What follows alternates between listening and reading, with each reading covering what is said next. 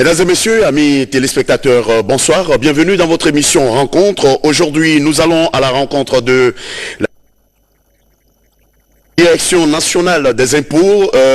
Et là, nous recevons pour vous ce soir Monsieur Youssouf Kamara.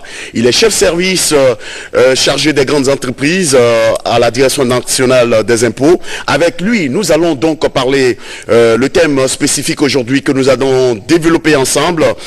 Le citoyen, l'entreprise et les impôts. Voilà, comme ça se stipule, Monsieur Youssouf, bonsoir. Bonsoir.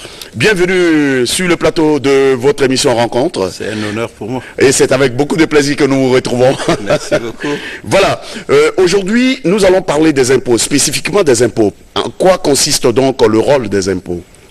Pour permettre à tous les citoyens de comprendre ce que c'est que la définition de l'impôt, d'abord, c'est un prélèvement obligatoire qu'on fait sur le revenu des particuliers ou des entreprises, prélèvement qui est fait par l'État pour couvrir les dépenses publiques. Les mêmes prélèvements peuvent être faits aussi par les communautés politiques telles que les communes, les préfectures. Donc, en un mot, c'est un prélèvement obligatoire effectué par l'État pour couvrir les dépenses publiques. À quoi servent donc les impôts prélevés et sur, comme vous venez d'expliquer tout à l'heure, par l'État, sur des citoyens, sur des sociétés? Vous savez, en soi, le revenu de l'État, le revenu que l'État peut dépenser, ce sont les impôts. Ok. Il n'y a pas autre chose. Ce sont les recettes fiscales. Et les recettes fiscales, c'est au niveau de l'administration fiscale et de la Direction générale des douanes. Donc ça, c'est le revenu sûr de l'État pour pouvoir faire face à ses besoins d'investissement. Et comme nous venons de le dire tout à l'heure, le citoyen, d'abord, le citoyen face à l'impôt, quelle doit être son attitude, son comportement? Mais vous savez, le citoyen doit payer ses impôts en fonction de sa faculté contributive. Tu réalises quelque chose, tu as un revenu, tu dois payer les impôts sur ce revenu. Une entreprise a réalisé un bénéfice, il doit payer son impôt sur le bénéfice. Monsieur Alfred, vous qui êtes assis comme ça, moi Youssouf, nous sommes des fonctionnaires. Sur nos traitements, on paye notre impôt. Ok. Donc tout ça, l'État fait ses prélèvements, j'en reviens là-dessus, pour pouvoir faire face aux dépenses publiques. Lorsque les pays développés mettent de l'argent, font des prêts à notre pays ou à un autre pays, ils aiment toujours dire c'est l'argent des contribuables de mon pays, c'est l'argent des citoyens de mon pays. Et c'est cet argent qui représente donc la malle nécessaire des contribuables d'une nation. Ah oui, c'est ça la recette sûre de l'État. L'État, ce n'est pas un commerçant, l'État prélève sur les revenus des particuliers ou des entreprises pour qu'ils puissent faire face aux dépenses budgétaires. Le rôle spécifique de votre service au sein de la Direction nationale des impôts, vous avez la charge de gérer le portefeuille des grandes entreprises. Oui. Donc toute administration fiscale, ça c'est des missions universelles. À deux missions. Il y a la mission fiscale. À quoi consiste la mission fiscale? La mission fiscale consiste à faire l'assiette et la liquidation de l'impôt. C'est-à-dire déterminer le revenu qui doit être imposé. Recouvrer le montant de l'impôt. Ensuite, contrôler cet impôt. Ensuite, gérer le contentieux lié à l'impôt. Ça, c'est la mission purement fiscale. Il y a la mission juridique. L'administration fiscale participe à la négociation des conventions. Okay. Par exemple, il y a la convention de non-double imposition entre la France et la Guinée. L'administration fiscale a participé sur le volet fiscal à cette convention, à la négociation de cette convention. L'administration fiscale donne date certaine à des actes par le biais de l'enregistrement. Donc, tout acte notarié doit être soumis à la formalité de l'enregistrement. Et le service de l'enregistrement, c'est au niveau de l'administration fiscale. Il donne date certaine à l'acte. C'est-à-dire, pour que l'administration d'un pays sache que cet acte-là a existé, il faut qu'il soit soumis aux formalités d'enregistrement. C'est le commencement de la preuve. Donc, un acte soumis aux formalités d'enregistrement est opposable au niveau de l'administration. Donc ça, c'est la mission globale de toute administration fiscale. Maintenant, si on revient au service des grandes entreprises, en Guinée, et grandes entreprises, toute entreprise ou personne physique qui réalise un chiffre d'affaires supérieur ou égal à 500 millions de francs guinéens. Ok. Donc, si nous prenons ces entreprises, ils sont gérés au niveau de l'administration fiscale et localisés au niveau du service des grandes entreprises. Et ce sont ces entreprises qui sont à la déclaration du réel. Okay. Nous sommes d'accord. Il y a le réel. Donc, eux, ils sont dans l'obligation de fournir, quand nous prenons dans le Sisquada, il y a une liesse, ils sont obligés de fournir plus de documents fiscaux que les autres entreprises. Il y a le service des moyennes entreprises qui sont dans le système du réel simplifié. Donc là, au niveau de notre administration, il y a la création de ce service aussi. Ensuite, il y a les entreprises qui sont dans le système minimum de trésorerie, qui sont gérées par les différentes communes. Okay. Nous sommes d'accord. Voilà la répartition, par exemple, au niveau des communes, au niveau des préfectures. Comment est-ce que ça fonctionne? Bien. Donc, on a dit que tout chiffre d'affaires supérieur ou égal à 500 millions de francs guinéens, c'est les grandes entreprises. Tout chiffre d'affaires compris entre 150 millions de francs guinéens et 500 millions de francs guinéens, ça c'est les moyennes entreprises. Tout chiffre d'affaires inférieur à 150 millions de francs guinéens, ça c'est les petites entreprises. Donc voilà la répartition sur le territoire guinéen. Donc les petites entreprises sont gérées par les communes, les moyennes entreprises sont gérées par le service des moyennes entreprises et les grandes entreprises par le service des grandes entreprises. Au niveau du portefeuille de la gestion, l'applicabilité de cette fiscalité sur les entreprises, est-ce que les imposables, comme vous venez de le dire tout à l'heure, comment est-ce que ça fonctionne réellement? Bien. Au niveau des grandes entreprises, le système est déclaratif parce qu'ils sont au réel d'imposition. C'est déclaratif. Donc, à ce niveau, l'impôt est portable. C'est-à-dire, c'est l'entreprise qui est dans l'obligation de respecter les échéances fiscales et calcule lui-même ses impôts. Il fait sa déclaration au niveau de l'administration fiscale, si c'est les grandes entreprises, fait au niveau du service des grandes entreprises, accompagné des chèques de paiement. Nous sommes d'accord. Donc, ici, n'oublions pas que l'entreprise qui est sous le sceau du système déclaratif, toute sa déclaration faite est présumée sincère.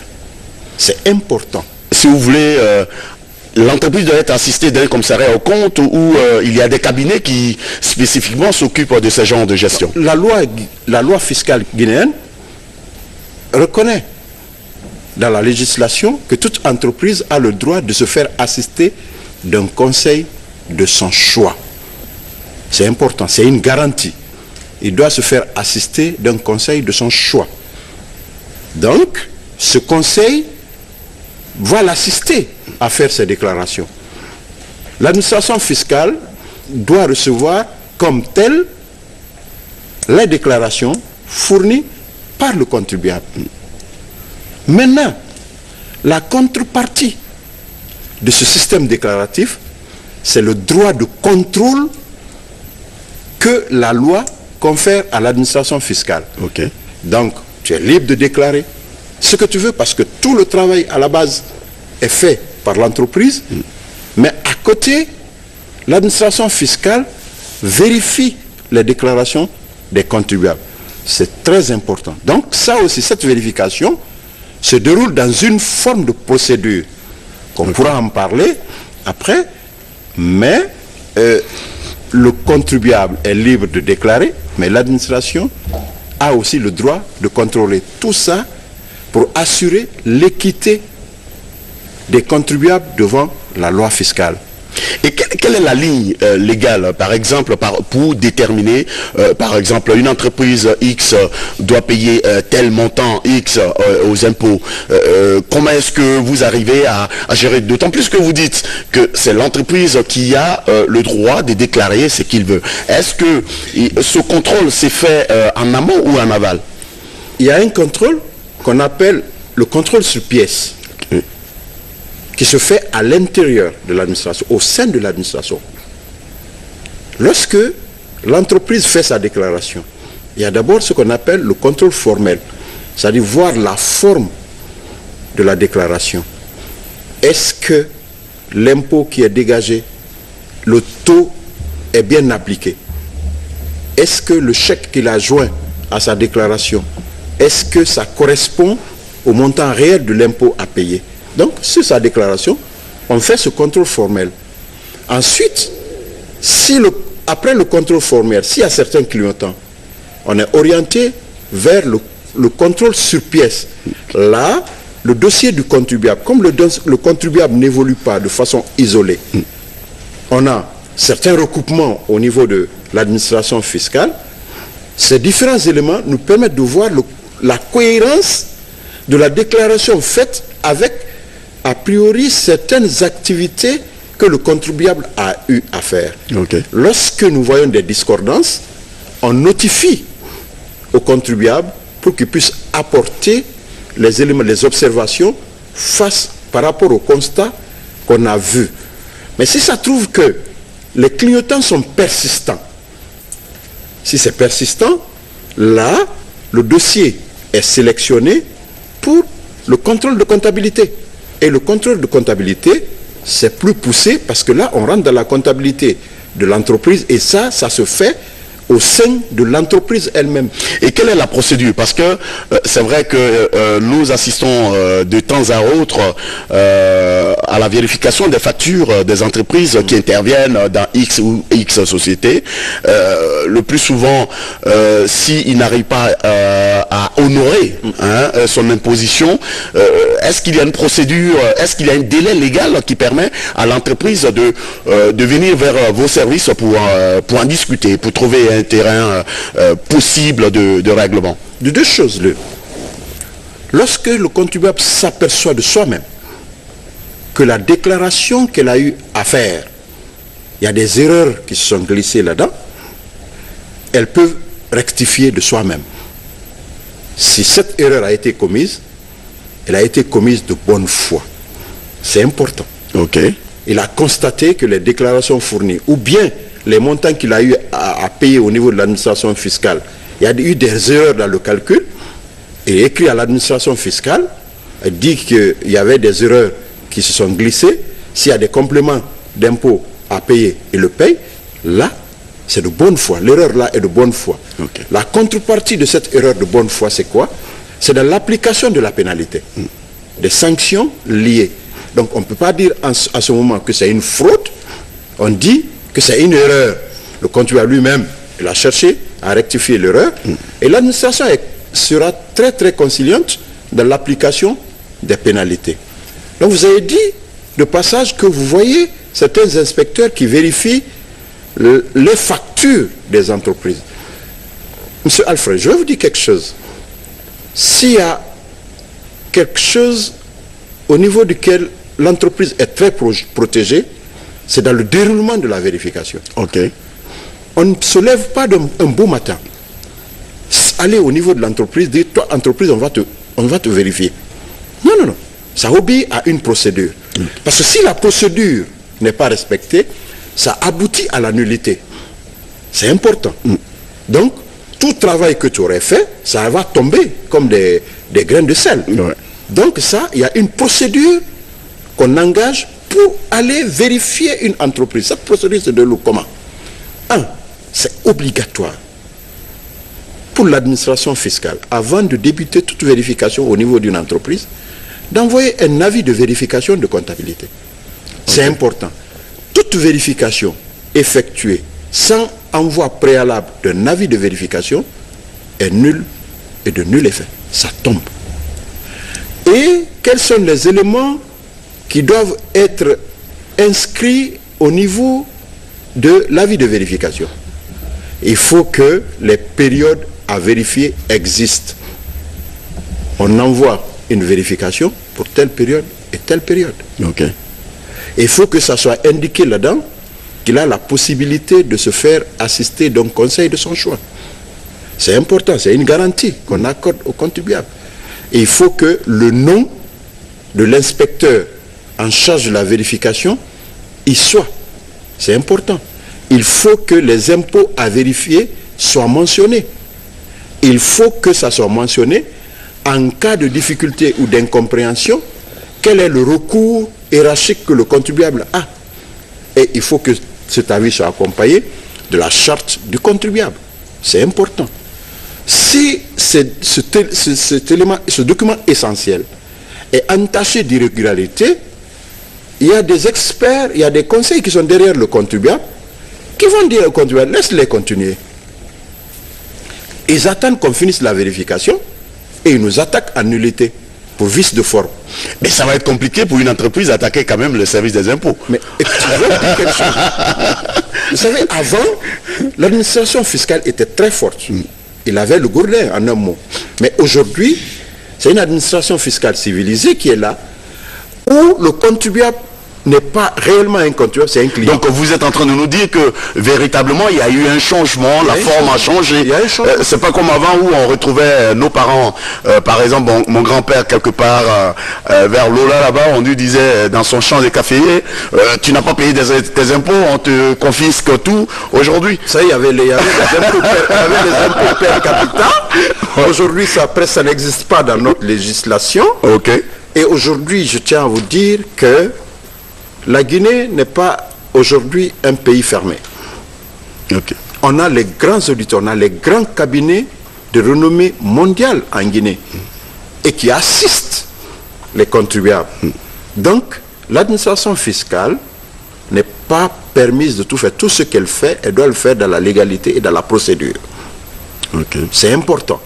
Ça, si ces garanties du contribuable sont respectées, ça donne une publicité à notre pays pour que les investisseurs puissent venir. C'est important.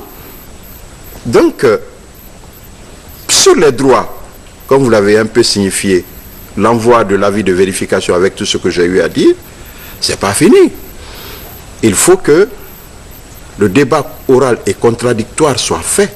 C'est-à-dire, l'inspecteur vérificateur ne prend pas les éléments qu'il a constatés, si c'est des anomalies, mettre ça dans un papier, dire au contribuable un beau matin, alors je rentre, vous attendez, vous verrez les résultats.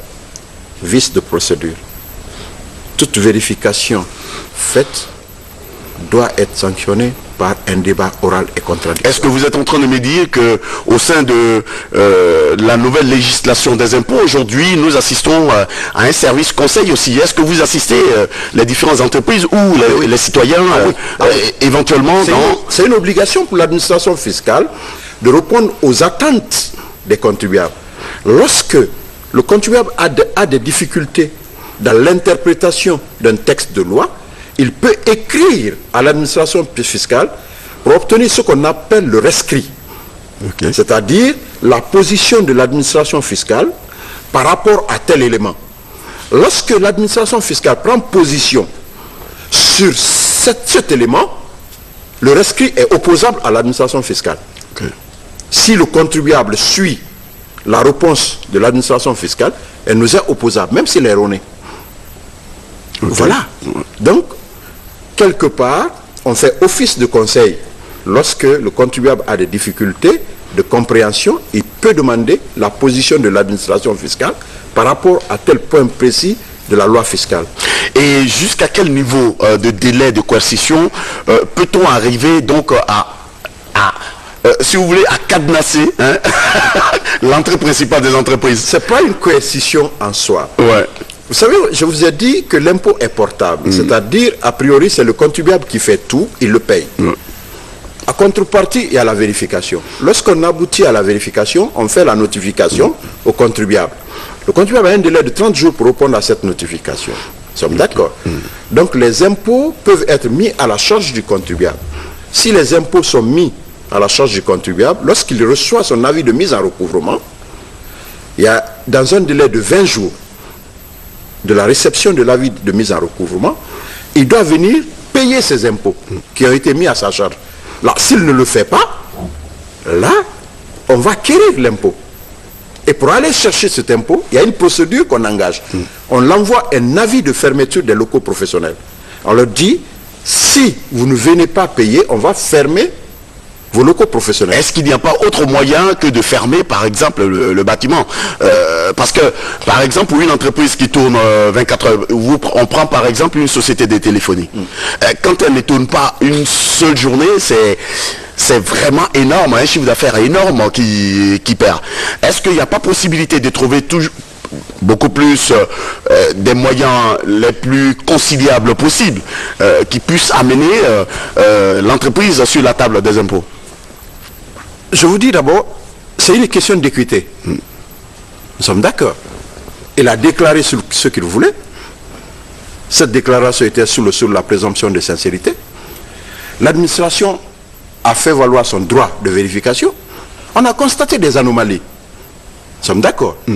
Si tu prends une autre entreprise similaire qui n'a pas fait les mêmes anomalies, ils ne sont pas équitables devant la loi. Donc, il faut corriger cette anomalie.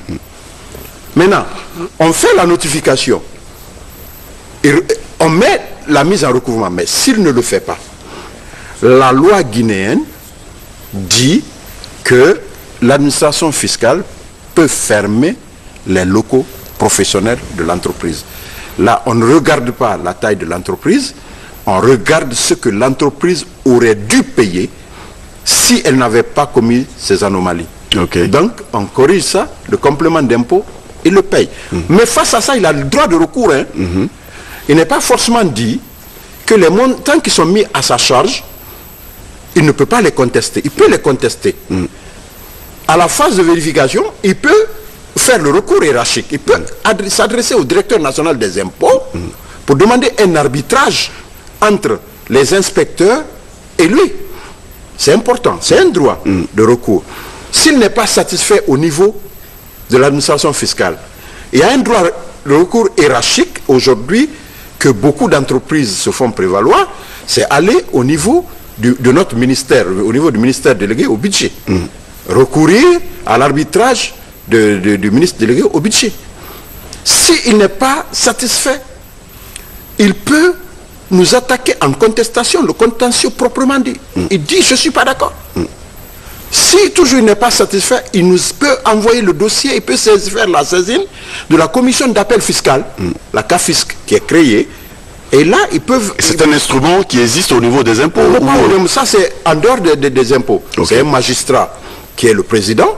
Ensuite, il y a le représentant des contribuables, il y a le représentant de l'administration fiscale qui va essayer de faire l'arbitrage. Si à ce niveau aussi, il n'est pas satisfait, mais il envoie l'administration devant les juridictions.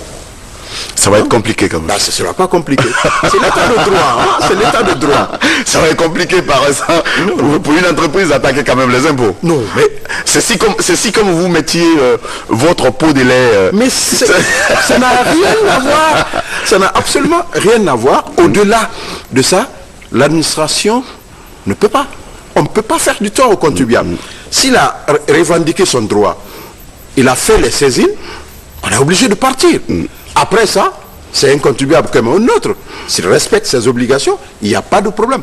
C'est-à-dire, l'administration fiscale n'est jamais animée d'un sentiment de guéguerre. C'est-à-dire, tel contribuable a contesté tel, donc il est contre moi. Non, c'est un droit du contribuable. C'est un droit de contester s'il n'est pas vraiment, s'il n'est pas d'accord. Il a le droit de contester. C'est pourquoi, au départ, je vous ai dit que l'une des missions de l'administration fiscale, c'est d'étudier le contentieux. Et le contentieux naît des discordances entre le contribuable et l'administration fiscale. Ça fait partie. Il y a un adage qui dit il n'est pas très aisé d'inviter un expert des finances, tu vois, qui travaille au service des impôts. C'est comme le policier, parce que dès lors qu'il rentre chez vous, il commence déjà à calculer le tableau, il coûte combien.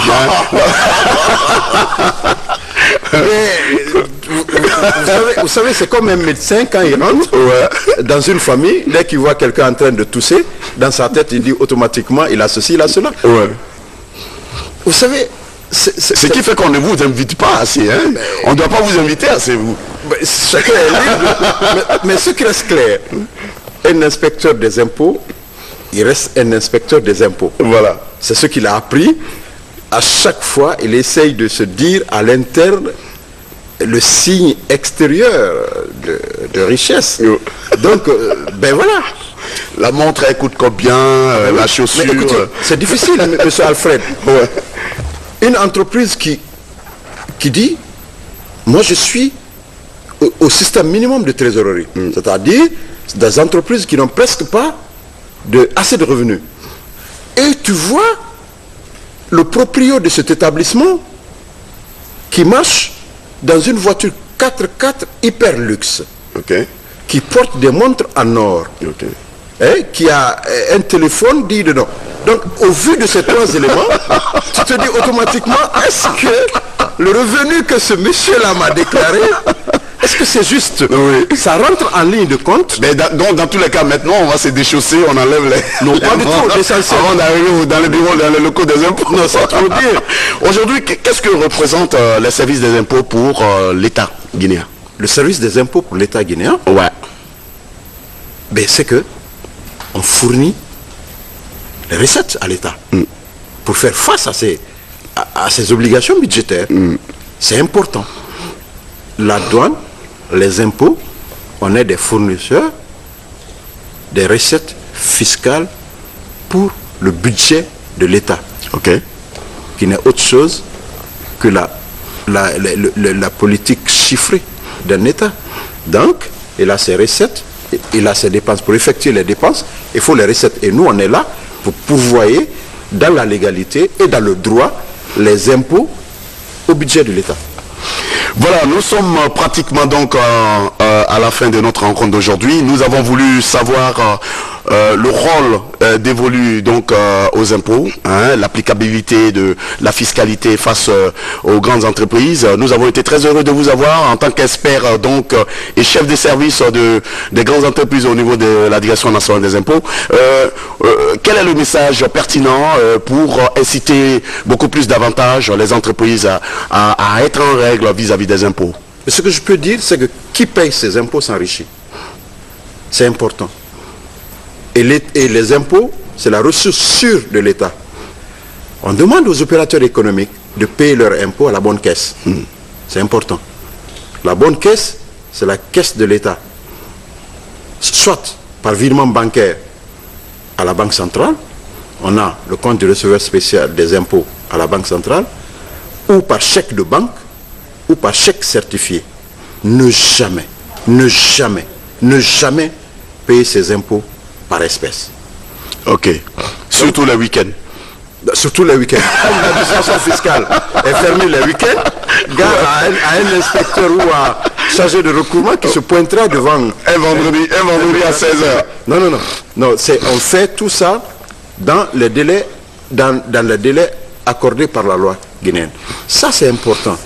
Et tout paiement d'impôts, il faut exiger sa quittance. C'est important. Si une entreprise ne paye pas ses impôts à la bonne caisse, c'est comme si elle n'a rien payé. Et elle n'aura que ses yeux pour pleurer. Ça, c'est important. Le jour où le gourdin arrivera. Écoutez, si tu n'as pas payé à la bonne caisse, c'est comme si tu n'as pas payé. Merci donc à M. Youssouf Camara d'être resté en notre compagnie dans cette émission Rencontre. Nous avons été très heureux ce soir en votre compagnie. Merci d'être venu sur ce plateau. Merci, M. Alfred. C'était donc votre émission Rencontre. Je vous laisse en compagnie des programmes de la télévision. Bonsoir.